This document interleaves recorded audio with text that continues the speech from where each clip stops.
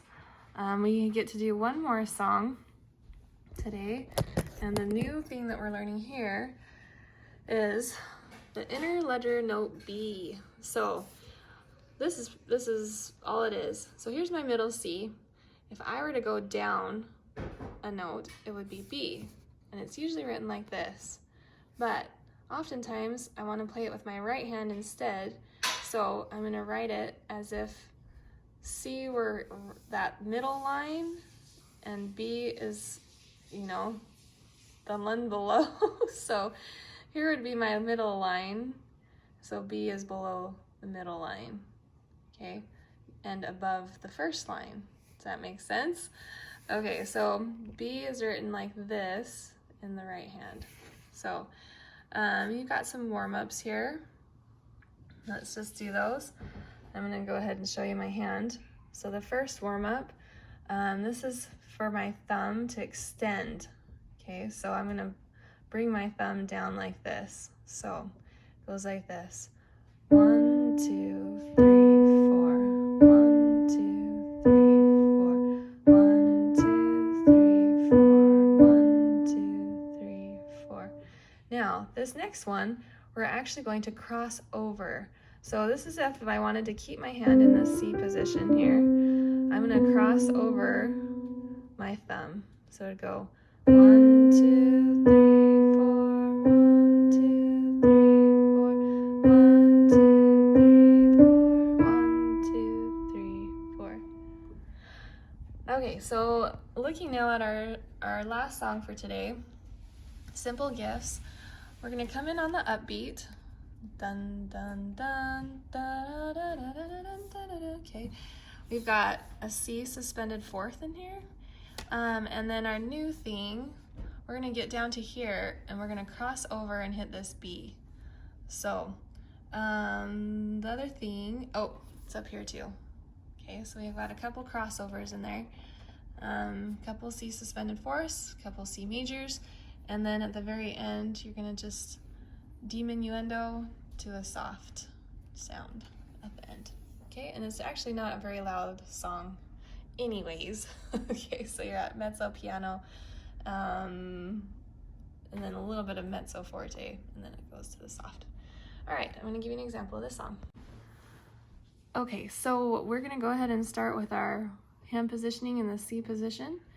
We're going to go 3 counts in. And just notice that the first B that you play is an extension and the second is a crossover, okay? All right, so let's give this a go. Come in on 3. 1, on 4, I mean. 1, 2, 3, 4, and 1, 2, and 3, and 4, and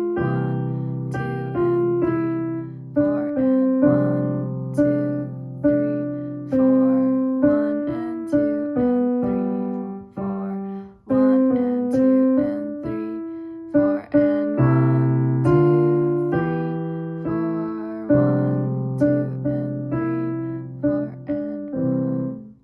and 3, 4. Okay, so those are the 3 songs that I want you to work on for this lesson. But you also have a little bit of work just in your technique, okay? So they're gonna have you do just a few things. You're gonna do some of these rhythm drills just to practice up on your 8th notes. 1, 2, and 3, 1, 2, and 3, dun, dun, dun, dun, dun, dun, dun. And then you're gonna repeat, okay? An octave higher and an octave lower. So you're gonna do that same thing here. Just practice these rhythms. 1 and 2 and 3, 4. 1 and 2 and 3, 4. Okay. Then over here, you're going to go ahead and draw what note these equal. So 4 eighth notes would equal a half note, right? It's 2 counts, 1 and 2 and. Okay, so you're gonna do that for all those eighth notes.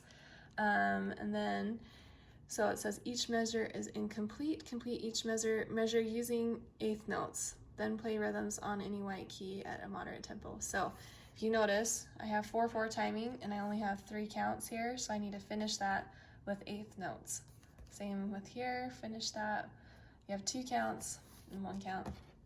Okay, then you're gonna go ahead and write in the 1 and 2 ands under the next ones. And sight read these, so play them along. Same thing here, count and sight read. And then you're gonna identify the chords here. These are blocked, these are broken, okay? But they're still in chord form. So that's your music theory. And then your extra work for this week, we're gonna learn a new scale. This is D major. So it is the same fingering as G and C, so that's nice. D major has 2 sharps. So if you remember, G had 1 sharp, F sharp, okay? D major is going to build off of that with 2 sharps. Okay, so if you have a sharp in your key, the first sharp will always be an F, okay? If you have 2 sharps, it's always gonna be F and then C, okay? And then it builds up after that to a G sharp after that, okay? And then a D sharp, okay? So it builds off of each other, so you're not ever gonna have a key signature with just like 1 D sharp, okay? It will include the previous sharps that haven't played. Okay, so G has 1 sharp, D has 2, F and C. Okay, so what it looks like is 1, 2, 3 under, 1, 2, 3, 4. Okay, and the nice thing is your 3 finger kind of always hits that one, and your 4 finger always hits this one. 3 finger on F sharp, 4 finger on C sharp. Okay, so we're going to continue that up. I'm going to start down here so you can see. 3, 1, 2, 3, 4. Okay, so what I want you to do is this week you're going to go ahead and do both hands separate with a beat. Okay, so 1, 2, 3, 1, 2, 3, 4. Sorry, I can't say my finger numbering and my beat at the same time. Okay, try again. 1, 2, 3, 4, 1, 2, 3, 4, 1, 2, 3, 4, 1, 2, 3, 4, 1, 2, 3, 4, 1, 2, 3, 4, 1, 2, 3, 4, 1, 2, 3, 4, 1, 2, 3, 4,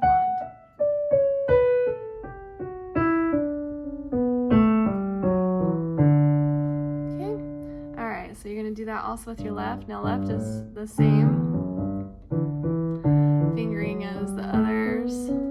Okay, so 5, 4, 3, 2, 1, 3, 2, 1. So your 3 finger is still gonna hit this. This is gonna be my 3 finger for both, which is nice, but it's gonna be my 2 finger on the C sharp. Okay, so we're gonna do that, and then we're gonna do our chord progression for D, just like for the other notes. So here I have my D chord. If I were to do my 4th, it's here, D major, 5, 7, so it's gonna be A, G, C sharp, and then back to the major. So do this a bunch, just keep going back and forth. And then to give you an extra practice, we did Twinkle Twinkle Little Star last week. We're gonna go ahead and do that again, transpose it one more time into the key of D. So, and we're gonna add a bounce instead, so it doesn't get boring. So play it normal first. Okay, and then the next time, once you're ready and comfortable, I want you to do, you're gonna bounce your bottom.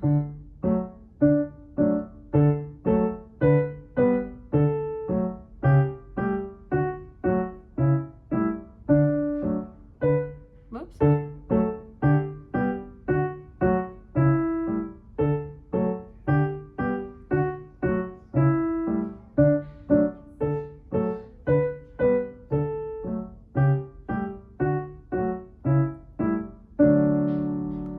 Okay, and that is it for lesson number 10.